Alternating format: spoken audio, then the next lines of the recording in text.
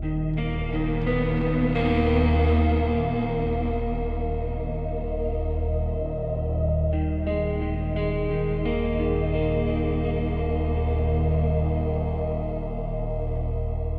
city did not sleep tonight. It thrashed beneath its own fears, as if aware that something unseen whispered through its veins.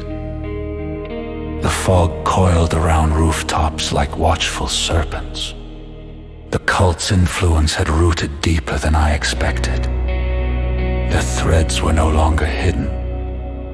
They pulsed openly now, binding both human and vampire alike beneath silent compulsion.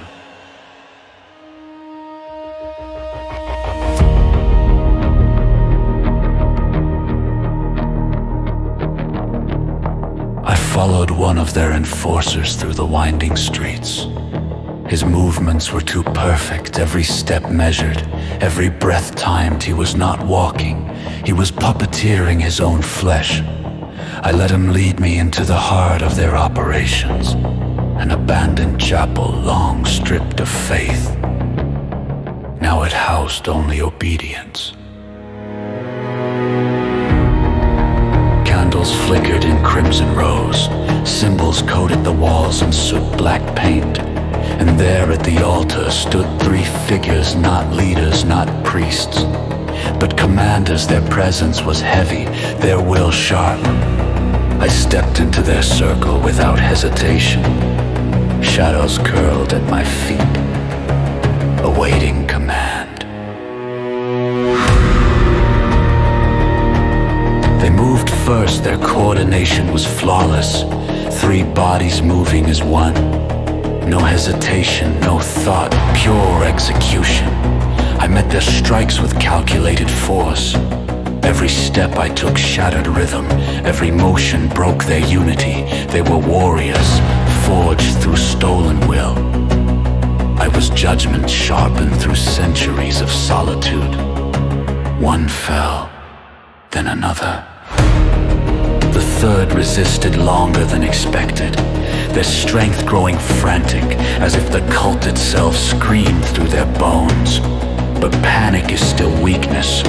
I ended it with precision. No death, only release. As silence settled, memories surfaced unbidden. Nights long passed when I too had been surrounded by those who called themselves leaders. They feared me for what I lacked. Thirst, they called it defect. I now call it freedom.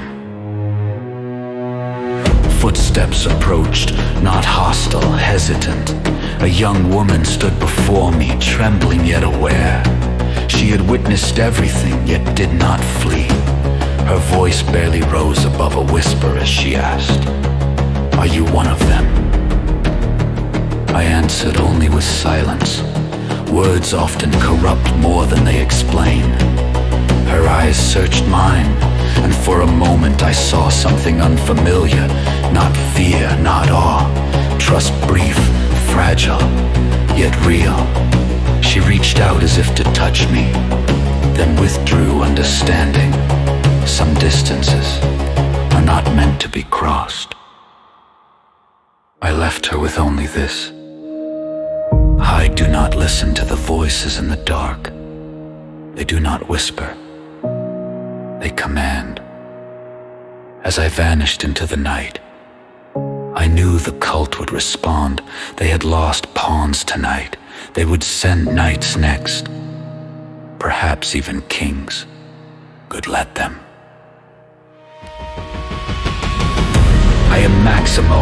I am Sanguis Nullus. I am the Thirstless One. And I do not tire. I do not waver. I do not break. Let the cult rise. Let their judgment come. Mine will answer.